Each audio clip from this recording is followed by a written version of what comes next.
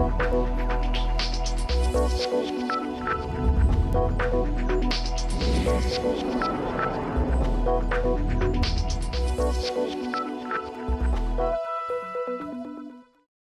था तो क्यों रहा, अब काहे पछताए। बोया पेड़ बबूल का, आम कहां से खाए। कबीरदास का ये दोहा आज भी प्रासंगिक है, या कहें आज सबसे ज्यादा प्रासंगिक है। गौर से देखिए, दुनिया में जो भी दुर्घटनाएं हो रही हैं वो हमारी गलतियों का नतीजा है। लेकिन गलतियों का एक अच्छा पहलू भी है कि वो हमें नसीहत देती हैं। शुक्र है कि इंसान के पास नसीहत के लिए फिलहाल समय है। संभव है कि खुशियों से भरे सारा जहां। स्वागत है आप सभी का, मैं हूं प्रीति। सारा जहां में आज देखिए, अंतर्राष्ट्रीय दबाव के आगे झुका पाकिस्तान। जमात उद दावा सहित कई आतंकियों के खिलाफ कार्रवाई के लिए तैयार। अमेरिका ने आर्थिक सहायता से पहले पाकिस्तान से आतंकवाद के खिलाफ कदम के ठोस सबूत देने को कहा।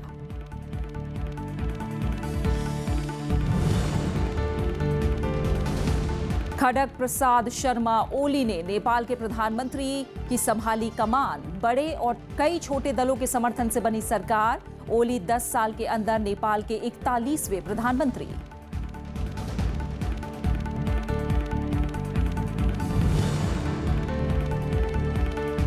और भ्रष्टाचार के आरोपों में फंसे जैकब जुमा को दक्षिण अफ्रीका के राष्ट्रपति पद से आखिरकार देना पड़ा इस्तीफा। साइरल रामाफोसा बने नए राष्ट्रपति।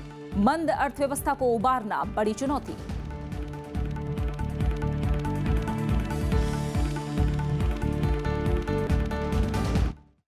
पाकिस्तान एक बार फिर अंतर्राष्ट्रीय दबाव के आगे झुकता हुआ नजर आ रहा है।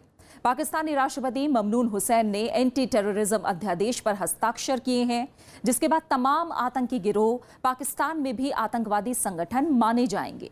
इनमें भारत के मोस्ट वांटेड आतंकी हाफिज सईद का जमात उद दावा भी शामिल है। हालांकि ये महज विधेयक है और जब तक इसे कानून का दर्जा ना मिल जाए, ये आधी अधूरी कार्रवाई ही मानी जाएगी।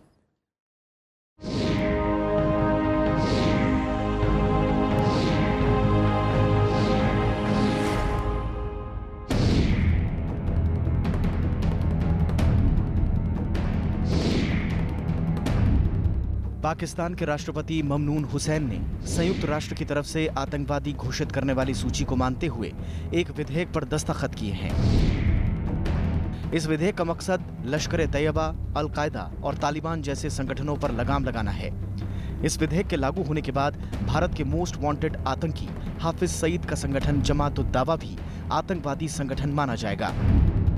ये पहली बार है कि पाकिस्तान ने इन दुर्दांत संगठनों को आतंकवादी माना है। ये एक कदम आगे है, क्योंकि अब पाकिस्तान को काफी फिक्र हो गया है कि जो फाइनेंशियल एक्शन टास्क फोर्स है उसमें शायद उनके ऊपर कुछ सैंक्शंस लग जाएं या उन पे कुछ पाबंदियां लग जाएं, क्योंकि उन्होंने ये सब नहीं किया है। तो वो जो दबाव जो बढ़ रहा है पाकिस्तान पे, ये उसी का नतीजा है। क्योंकि फाइनेंशियल एक्शन टास्क फोर्स ने अगर पाबंदियां लगाई तो पाकिस्तान के इकोनॉमी के लिए काफी दिक्कत हो सकती है। तो इसलिए वो थोड़ा बहुत आगे बढ़ रहे हैं इसमें। हालांकि पाकिस्तान ने यह कदम अंतर्राष्ट्रीय दबाव में उठाया है, इसलिए पाकिस्तान की नीयत पर सवाल उठना भी लाजमी है। पहले भी कई बार पाकिस्तान ने दिखावे के लिए आतंकवादियों के खिलाफ कड़े कदम उठाने का ऐलान किया। कई संगठनों पर प्रतिबंध भी लगते रहे, लेकिन बाद में इन्हीं संगठनों को पाकिस्तान सेना और खुफिया एजेंसी ISI की तरफ से मदद मिलने की बात भी सामने आती रही है। ऐसे में पाकिस्तान का ताजा कदम तब तक गंभीर नहीं माना जा सकता जब तक असल में कार्रवाई न हो। दरअसल संयुक्त राष्ट्र सुरक्षा परिषद की प्रतिबंधित आतंकी संगठनों की सूची में कई पाकिस्तानी गुट शामिल हैं। भारत के अलावा अंतर्राष्ट्रीय बिरादरी का पाकिस्तान पर इन आतंकी गुटों के खिलाफ कार्रवाई का भारी दबाव है। पाकिस्तान और उसकी खुफिया एजेंसी ISI इन आतंकियों और संगठनों को किसी न किसी बहाने बचाती रही है। अब तक संयुक्त राष्ट्र सुरक्षा परिषद की तरफ से आतंकवादी घोषित किए गए व्यक्ति और संगठन पाकिस्तान में खुद ब खुद आतंकी फेहरिस्त में नहीं आते। उम्मीद जताई जा रही है कि नए कानून पर राष्ट्रपति ममनून हुसैन के दस्तखत होने के बाद इन आतंकी संगठनों पर कार्रवाई हो सकेगी। एग्रीमेंट्स हैं, उसके अंडर में उनके लिए ज़रूरत है कि उनके काउंटर एक्शन लेना है फाइनेंसिंग फॉर टेररिज्म के लिए। तो ये एक ही मसला हुआ। फाइनेंसिंग तो एक हिस्सा हुआ ना, तो वो उनका चूँकि इंटरनेशनल एग्रीमेंट के पार्ट हैं, तो इसलिए उन्होंने इशू कर दिया है ऑर्डिनेंस। अब किस हद तक वो जमा होगा और उसमें वो सारी की सारी ऑर्गेनाइजेशन जो पैसा इकट्ठा करती हैं, चाहे जमात-उद-दावा हो, चाहे फलाहत इंसानियत हो, इस सब के और भी तरह तरह के हैं, सबके अपने अपने ग्रुप्स हैं, तो वो उनको कैसे रोकेंगे? यूएन की पाबंदियों के बावजूद जमात-उद-दावा, फलाह-ए-इंसानियत, तहरीक-ए-तालिबान, लश्कर-ए-तैयबा, हरकतुल-मुजाहिदीन, हक्कानी नेटवर्क जैसे संगठन धड़ल्ले से अपना काम कर रहे थे। भारत का आरोप रहा है कि पाकिस्तान लगातार अपनी जमीन से आतंकवाद को शह दे रहा है। अमेरिका ने इस साल के बजट में पाकिस्तान को $34 करोड़ की मदद का प्रस्ताव दिया है, लेकिन इसमें सैन्य मदद के साथ ये शर्त भी लगाई है कि पाकिस्तान को आतंकवाद के खिलाफ ठोस कदम उठाने होंगे। लीना शर्मा के साथ जैगम मुर्तजा, राज्यसभा टीवी। और इस बीच अमेरिका ने पाकिस्तान को दी जाने वाली आर्थिक सहायता में 10 मिलियन की कटौती की है।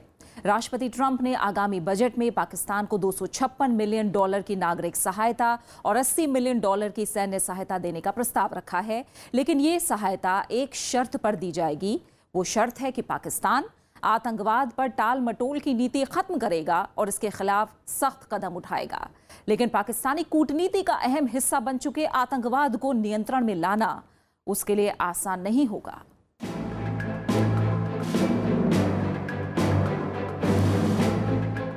आतंकियों को पनाह देना और आतंकवाद के खिलाफ ठोस कदम नहीं उठाना अब पाकिस्तान की गले की हड्डी बन गया है। यही वजह है कि पाकिस्तान के लिए नए साल का आगाज भी कुछ ठीक नहीं रहा। अमेरिकी राष्ट्रपति डोनाल्ड ट्रंप का एक ट्वीट पाकिस्तान के लिए शर्मिंदगी का सबब बन गया। ट्रंप ने नए साल के संभवतः अपने पहले ट्वीट में ही पाकिस्तान पर कई गंभीर आरोप लगाए। ट्रंप ने कहा कि अमेरिका ने बीते 15 सालों में पाकिस्तान को जो भी मदद की वो बेवकूफी भरा फैसला था। $33 अरब की अमेरिकी मदद के बदले पाकिस्तान ने झूठ और धोखा ही दिया, जिसे और बर्दाश्त नहीं किया जा सकता। उन्होंने पाकिस्तान पर आतंकियों को पनाह देने का आरोप लगाया। अमेरिका में जब तक हमला नहीं हुआ वो उनको भी ज्यादा फिक्र नहीं थी। अभी भी अमेरिका पाकिस्तान के साथ जुड़ा रहना चाहता है, रिश्ते बनाए रखना चाहता है, क्योंकि अफगानिस्तान में वो फंसे हुए हैं, इसलिए उनको जरूरत है पाकिस्तान से सामान ले जाने की। वो अपना देखते हैं कि भाई हमारे ऊपर तो कुछ नहीं हो रहा है। डोनाल्ड ट्रंप के इस ट्वीट के बाद से ही पाकिस्तान में उथल पुथल मच गई। पाकिस्तान में बैठकों का दौर शुरू हो गया और राष्ट्रीय सुरक्षा समिति की बैठक बुलाई गई। ट्रंप के ट्वीट के जवाब में पाकिस्तान से तल्ख टिप्पणियां आने लगीं। पाकिस्तान के विदेश मंत्री ख्वाजा आसिफ ने कहा कि आतंकवाद के खिलाफ हमने अमेरिका की काफी मदद की। उनके मुताबिक पाकिस्तान ने अमेरिका को जमीन और हवाई रास्ते से संचार सुविधाएं दी, फौजी अड्डों में पहुंच दी और खुफिया सहयोग किया, लेकिन बदले में अमेरिका ने हमें गालियों और अविश्वास के सिवा कुछ नहीं दिया। पाकिस्तान को बीते 15 सालों में अमेरिका से जो भी सहायता मिली है उसकी प्रत्येक जानकारी सार्वजनिक करने को पाकिस्तान तैयार है। ख्वाजा आसिफ ने कहा कि पाकिस्तान ने ट्रंप प्रशासन को बता दिया है कि हम उसके लिए और नहीं करेंगे और तथ्यों और गढ़ी हुई कहानियों का अंतर बताएंगे। यही नहीं, पाकिस्तान ने अपने यहाँ अमेरिका के राजदूत को समन कर अपनी नाराजगी भी जताई। लेकिन अमेरिका के सामने पाकिस्तान की दाल नहीं गली और पाकिस्तान को एक और झटका देते हुए अमेरिका ने उसे दी जा रही $255 मिलियन की मदद पर रोक लगा दी। व्हाइट हाउस की ओर से इस फैसले की पुष्टि की गई। व्हाइट हाउस के मुताबिक इस मदद का भविष्य अब पाकिस्तान की ओर से उसकी अपनी धरती में पल रहे आतंकवाद के खिलाफ की गई कार्रवाई पर निर्भर करेगा। जो उनको पैसा देते हैं उनके खिलाफ सैंक्शंस लगाइए। ये पाकिस्तान सरकार का मसला है कि अगर कोई ऑर्गेनाइजेशन उनको पैसे दे रही है या कोई पैसे रेज करके कर रही है उनके लिए, तो उन सबको आप सैंक्शन लगाइए, उन सबको आप बैन कीजिए। अब कोई इंडिविजुअल्स भी दे रहे हैं उनके खिलाफ भी आप एक्शन लीजिए, तो बात रुक सकती है। लेकिन लगता नहीं है कि पाकिस्तान सरकार इस समय ऐसी हालत में है। इसके बाद खबरें आई कि पाकिस्तान ने अमेरिका के साथ सैन्य और खुफिया सहयोग रोक दिया, लेकिन अमेरिका के तेवर नरम नहीं पड़े। वैसे हाफिज सईद जैसे आतंकियों के खिलाफ सख्ती का दिखावा करने वाले पाकिस्तान की पोल गाहे बगाहे खुलती रहती है। नए साल पर अमेरिका की सख्ती के कुछ ही दिनों के भीतर पाकिस्तान के प्रधानमंत्री शाहिद खकान अब्बासी ने बयान दिया कि मुंबई हमले के मास्टरमाइंड के खिलाफ कार्रवाई नहीं हो सकती क्योंकि उसके खिलाफ पाकिस्तान में कोई केस नहीं है। हालांकि अमेरिका ने भी तुरंत पाकिस्तान को लताड़ लगाते हुए कहा कि अमेरिका हाफिज सईद को एक आतंकवादी और एक विदेशी आतंकवादी संगठन का हिस्सा मानता है। अमेरिका ने दो टूक कहा कि हाफिज 26/11 मुंबई हमलों का मास्टरमाइंड है, जिसमें बहुत सारे लोगों की मौत हुई और इनमें कई अमेरिकी भी शामिल थे। पाकिस्तान को साफ कहा गया कि हाफिज सईद पर मुकदमा चलना चाहिए। पाकिस्तान आतंकवाद और भारत विरोधी गतिविधियों के चलते पहले ही विश्व बिरादरी में अलग थलग पड़ा हुआ है। अमेरिका के इस दबाव के बाद पाकिस्तान सरकार का झुकना और आतंकी संगठनों से जुड़े अध्यादेश को मंजूरी देना भारत की बड़ी कूटनीतिक जीत मानी जा रही है। Bureau report, Rajya Sabha TV. America पूरी दुनिया में आतंकवाद को खत्म करने की बात कर रहा है, जो कि सही भी है, लेकिन उसके अपने नागरिक आतंकियों की गोलियों से कम और अपनों की गोलियों से ज्यादा मर रहे हैं। फ्लोरिडा में एक बार फिर गन कल्चर का भयानक रूप देखने को मिला। 18 छात्र और एक टीचर एक सिर फिरे पूर्व छात्र की गोली का निशाना बन गए। इसके बाद भी गन कल्चर पर राष्ट्रपति डोनाल्ड ट्रंप की चुप्पी पर सवाल उठ रहे हैं। अमेरिका की इस जानलेवा संस्कृति पर सारा जहां की खास रिपोर्ट।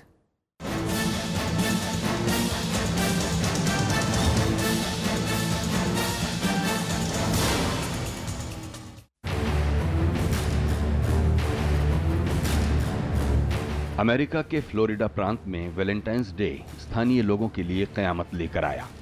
यहां ब्रोवार्ड काउंटी के पार्कलैंड इलाके के स्टोनमैन डगलस हाई स्कूल में एक पूर्व छात्र ने परिसर में अंधाधुंध गोलीबारी की। इसमें एक टीचर समेत कम से कम 17 छात्रों की मौत हो गई। इस हमले में दर्जनों अन्य छात्र घायल भी हुए हैं।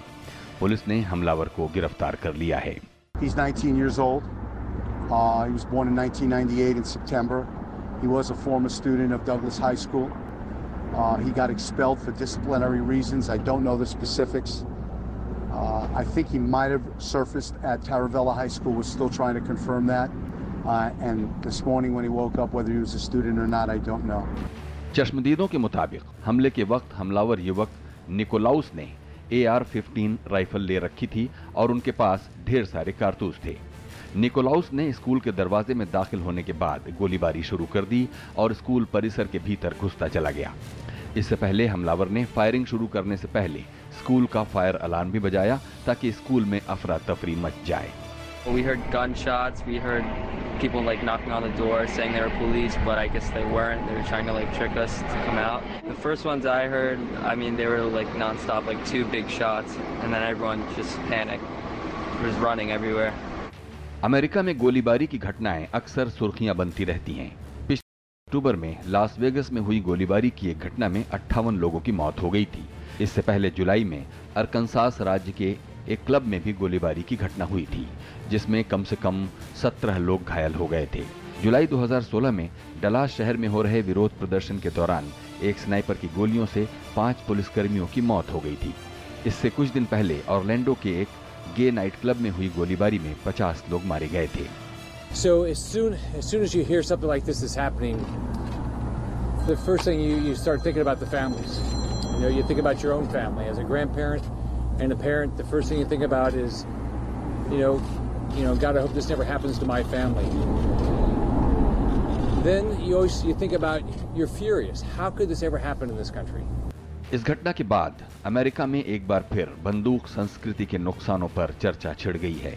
यहाँ 88.8% लोगों के पास बंदूकें हैं।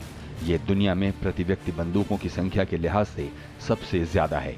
पूर्व राष्ट्रपति बराक ओबामा बंदूक संस्कृति खत्म करने की वकालत कर चुके हैं, लेकिन मौजूदा ट्रंप प्रशासन इसे लोगों की आजादी का हिस्सा मानता है। एक बार फिर सरकार ने हमलावर को मानसिक रूप से बीमार बताकर अपना पल्ला झाड़ने की कोशिश की है। Well, first I want to comment on the horrific school shootings in Florida, and I'm not going to answer your question on the heels of what many people are dealing with.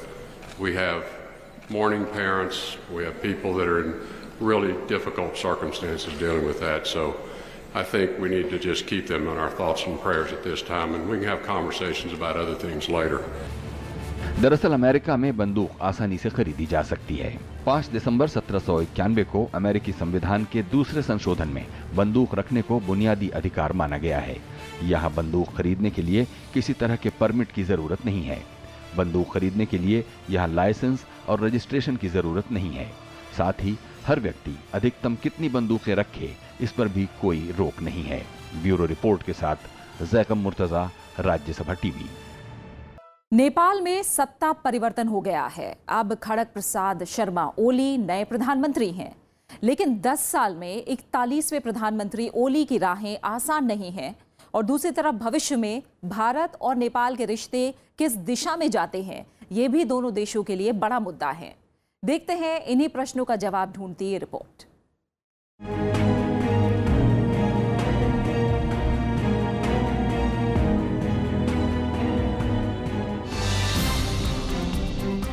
म KP Sharma Oli जनताको नाममा शपथ लिन्छु कि मुलुक र जनताको सोझो चिताई। खड़ग प्रसाद ओली शर्मा ने नेपाल के 41वें प्रधानमंत्री के रूप में शपथ ग्रहण की।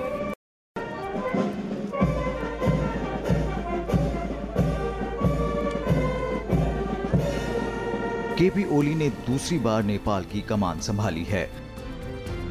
करीब 2 महीने पहले ऐतिहासिक संसदीय और स्थानीय चुनाव में वाम गठबंधन ने सत्तारूढ़ नेपाली कांग्रेस को भारी शिकस्त दी थी। पिछले साल दिसंबर में हुए संसदीय चुनाव में सीपीएन, यूएमएल और सीपीएन माओवादी सेंटर के गठबंधन से 245 सदस्यीय संसद में 174 सीटें हासिल हुई थीं। प्रधानमंत्री पद के लिए ओली की उम्मीदवारी का यूसीपीएन माओवादी, राष्ट्रीय प्रजातंत्र पार्टी नेपाल और मधेसी राइट्स फोरम डेमोक्रेटिक के अलावा 13 अन्य छोटे दलों ने समर्थन किया। यद्यपि प्रतिनिधि सभाले भूमिका कस्तो खेल्छ, सरकार बनाउने र ढाल्ने यो अगाडि भएका जुन गतिविधिहरू थिए त्यही अनुसारले प्रतिनिधि सभाले रोल खेल्यो भने चाहिँ केही अप्ठ्याराहरू हुन सक्छन्। तर संविधानमा नै सरकार गिराउनको लागि चाहिँ त्यति प्रशस्त ठाउँ नभएका कारणले चाहिँ स्थायित्व हुन सक्छ भनेर हामी भन्न सक्छौँ। इससे पहले नेपाल के पूर्व प्रधानमंत्री शेर बहादुर देउबा ने गुरुवार को अपने पद से इस्तीफा देकर वाम मोर्चा की अगली सरकार के गठन के लिए रास्ता साफ कर दिया था। संसदीय और स्थानीय चुनाव में उनकी पार्टी नेपाली कांग्रेस को बुरी हार का सामना करना पड़ा था। केपी शर्मा ओली के हाथों दूसरी बार नेपाल की कमान आई है। इससे पहले देश में जब मौजूदा संविधान बन रहा था, उस वक्त भी 11 अक्टूबर 2015 से 3 अगस्त 2016 तक ओली नेपाल के प्रधानमंत्री रहे थे। 1970 और 1980 के दशक में नेपाल की राजशाही का विरोध करने के कारण ओली 14 साल तक जेल में रहे। वाम दलों की भारी जीत से भारत के साथ उसके रिश्ते आने वाले दिनों में कैसे रहेंगे, इसे लेकर अटकलें भी शुरू हो गई हैं। ओली का वामपंथी गठबंधन चीन के करीब माना जाता है, जबकि पूर्व प्रधानमंत्री देउबा को भारत का करीबी समझा जाता था। भारत और चीन दोनों ने नेपाल में भारी निवेश किया है ताकि उसके साथ एक भू राजनैतिक सहयोगी के रूप में संबंधों को विकसित किया जा सके। वाम नेता ओली अब प्रधानमंत्री पद पर आ गए हैं, तो भारत को रिश्तों की सहजता के लिए अपने प्रयत्न और कड़े करने होंगे। दूसरी तरफ नेपाल की अपनी खुद की आंतरिक समस्याएं हैं। नेपाल के लोग अब स्थिरता चाहते हैं। आखिर 2008 यानी जब से नेपाल गणतंत्र बना, यहाँ कोई भी सरकार अपना कार्यकाल पूरा नहीं कर पाई है। बड़ी और छोटी पार्टियों की मदद से बनी ओली सरकार के लिए ये सबसे बड़ी चुनौती होगी। Bureau report, Rajya Sabha TV. उधर दक्षिण अफ्रीका में भी 9 साल बाद सत्ता बदली। जैकब जुमा सत्ताधारी अफ्रीकन नेशनल कांग्रेस के बढ़ते दबाव के चलते इस्तीफा देना पड़ा। जुमा पर भ्रष्टाचार के कई आरोप हैं। जैकब जुमा के इस्तीफे के बाद दक्षिण अफ्रीका में नए राष्ट्रपति सिरिल रामाफोसा ने सत्ता संभाल ली है और संसद में अपने पहले भाषण में राष्ट्रपति रामाफोसा ने भ्रष्टाचार के खिलाफ सख्त कदम उठाने का वादा भी किया है।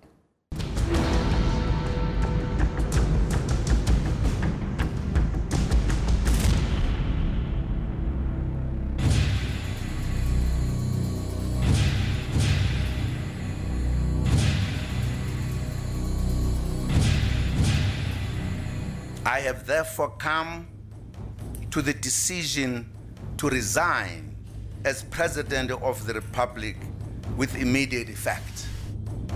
इसके साथ ही जैकब जुमा के 9 साल के शासन का अंत हो गया।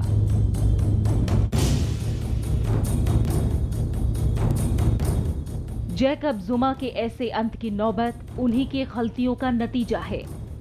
जुमा के राज में दक्षिण अफ्रीका भ्रष्टाचार की गर्त में बुरी तरह फंसता चला गया।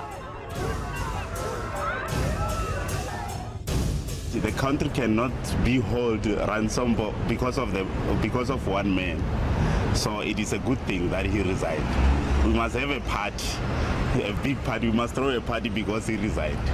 We wanted to see that. Zuma did the right thing to resign. Yeah, let's see what Ramaphosa is having for us. I think it's a fantastic day. I think there is victory in the air, and I think it's a victory for South Africa. The man's time was long overdue, and I'm ecstatic for him leaving. Yeah. भ्रष्टाचार के आरोपों के चलते 75 साल के जुमा पर पद छोड़ने का दबाव काफी बढ़ गया था। उन्हें सत्ताधारी अफ्रीकन नेशनल कांग्रेस के नए अध्यक्ष सिरिल रामाफोसा के लिए जगह खाली करने को कहा जा रहा था। ना मानने पर अविश्वास प्रस्ताव की चेतावनी दी गई, लेकिन प्रस्ताव से पहले जुमा ने बुधवार को अपने आधे घंटे के टीवी संबोधन में इस्तीफे की घोषणा कर दी। जैकब जुमा के इस्तीफा देने के कुछ ही घंटे बाद साइरिल रामाफोसा को दक्षिण अफ्रीका का नया राष्ट्रपति निर्विरोध चुन लिया गया। नए राष्ट्रपति रामाफोसा सत्तारूढ़ पार्टी ANC के वरिष्ठ नेताओं में से एक है और वो नेल्सन मंडेला के बाद राष्ट्रपति पद के दावेदार भी थे, लेकिन उस वक्त ऐसा नहीं हो पाया। The issues that you have raised, issues that have to do with corruption, issues of how we can straighten out our state-owned enterprises and how we deal with state capture are issues that are on our radar screen. Those are issues that we're going to be addressing. Nelson Mandela की महान विरासत को आगे बढ़ाने की जिम्मेदारी Jacob जुमा पर थी। दक्षिण अफ्रीका तेजी से विकसित देशों की कतार की ओर दौड़ सकता था, लेकिन जैकब जुमा के कार्यकाल में तमाम अनियमितताओं ने देश को काफी पीछे धकेल दिया। विकास दर घटकर 2% पर आ गई है। अगले चुनाव जून 2019 को होने हैं और उससे पहले देश की अर्थव्यवस्था में नई जान फूंकने का काम सिरिल रामाफोसा कैसे करेंगे, इस पर सबकी नजरें होंगी। सारा जहां के लिए प्रीति सिंह, राज्यसभा टीवी। और अब देखिए कुछ और बड़ी खबरें दुनिया एक नजर में।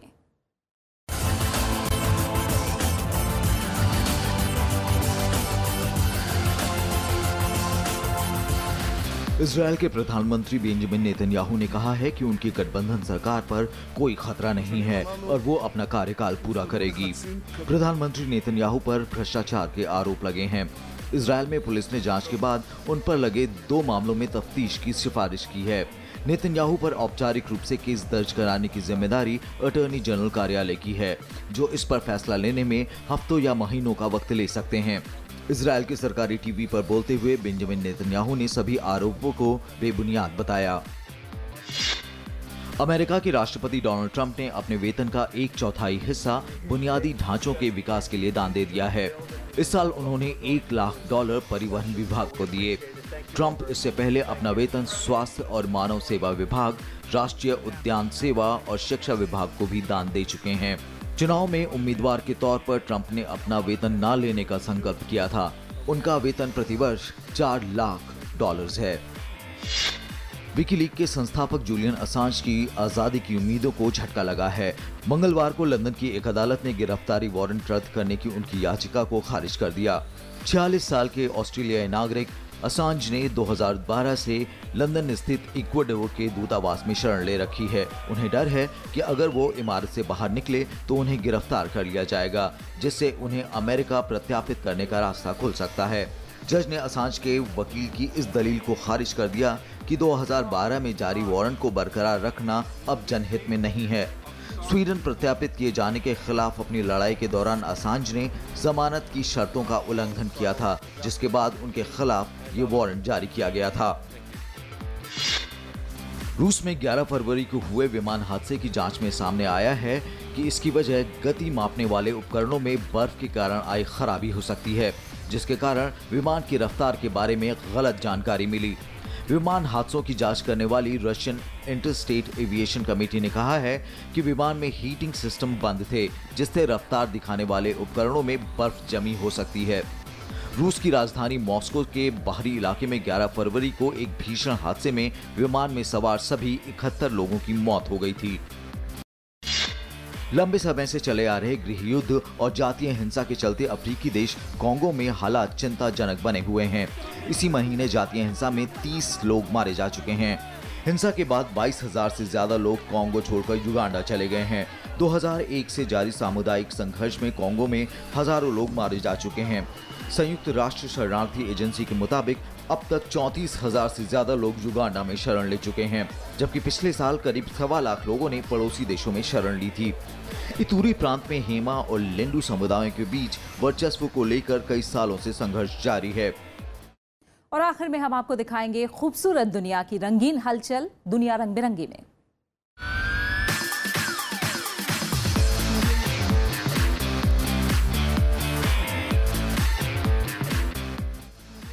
हजारों लोगों की मौजूदगी में इस चमचमाती ट्रॉफी के विजेता बने 5 साल के ब्रिज ऑफ फ्रीज प्रजाति का ये प्यारा सा डॉग। फ्लेन नाम के इस डॉग ने मशहूर वेस्टमिंस्टर डॉग शो को अपने नाम कर लिया।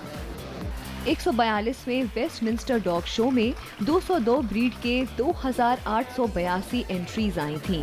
तरह तरह के डॉग और उनके खास अंदाज ने लोगों को खूब लुभाया। खास तौर से चर्चा में रहे चाइना के डॉग, जिनके हेयर स्टाइल खासा पसंद किया गया। और हाँ, अगर आप अभी तक इस गलत फहमी में हैं कि कुत्तों को पालने और उन्हें पैम्पर करने का शौक आजकल के लोगों में ही ज्यादा है, तो आप गलत हैं। आपको बता दें कि दुनिया भर में मशहूर इस डॉग शो की शुरुआत 140 साल पहले 1877 में न्यूयॉर्क में हुई थी। जर्मनी में इस हफ्ते रोज मंडे को होने वाली कार्निवाल की परेड की धूम रही। इस कार्निवाल परेड की खासियत ये है कि इसमें राष्ट्रीय और अंतर्राष्ट्रीय राजनीति को भी निशाने पर लिया जाता है। जर्मनी की राजनीति में महागठबंधन की संधि के बाद CDU और SPD में मचा घमासान कार्निवाल के झांकीबाजों से कैसे छूट सकता था। इसलिए झांकी के जरिए प्लेग्राउंड में झूला झूलते नजर आए मर्केल और शुल्ज। चांसलर एंगेला मर्केल को राजनीति की काली मकड़ी माना जाता है, जो साथ आने वाले को खाती चलती हैं। ब्रेक्सिट को जन्म देने वाली मां टेरेसा में भी इन झांकियों में खुशी से फूली नहीं समा रही थी। इसके अलावा कार्निवाल में उत्तर कोरिया के शासक किम जोंग उन को अपने रॉकेट के साथ देखा गया। पूरे चीन में इस वक्त जश्न का माहौल है। नए साल का सेलिब्रेशन शुरू हो चुका है। 16 फरवरी को चीन में नए साल का स्वागत किया जाता है। हर तरफ जश्न का माहौल नजर आ रहा है। चीन के सरकारी टेलीविजन चाइना सेंट्रल टेलीविजन ने भव्य कार्यक्रम का आयोजन किया, जिसमें Britain, America, France, Italy, Kenya समेत कई देशों के कलाकारों ने शिरकत की। इस आयोजन ने माहौल को खुशनुमा बना दिया। चीन के लोग पारंपरिक चंद्र कैलेंडर के अनुसार नए साल का जश्न फरवरी में मनाते हैं। ब्राजील इस हफ्ते रियो कार्निवाल के 100 साल पूरे होने के मौके पर जश्न में डूबा रहा। ब्राजील का रियो कार्निवाल ब्राजीलियाई संस्कृति का एक अहम हिस्सा है, जिसमें पुर्तगाली और स्थानीय अफ्रीकी सांस्कृतिक परंपराओं का सुंदर सामंजस्य देखने को मिलता है। इस जश्न में शामिल होने के लिए रियो में 4 लाख विदेशी पर्यटक समेत 12 लाख लोग एकजुट हुए। इस कार्निवाल से ब्राजील की इकोनॉमी को 72,000 करोड़ से ज्यादा का फायदा होने की उम्मीद है, जो 2017 के मुकाबले 2 गुना है। ये कार्निवाल 18वीं शताब्दी से ही मनाया आता जा रहा है और हर साल फरवरी में शुरू होता है। बैंड की धुनों पर इस साल भी हजारों लोगों ने रियो की सड़कों पर जमकर डांस किया।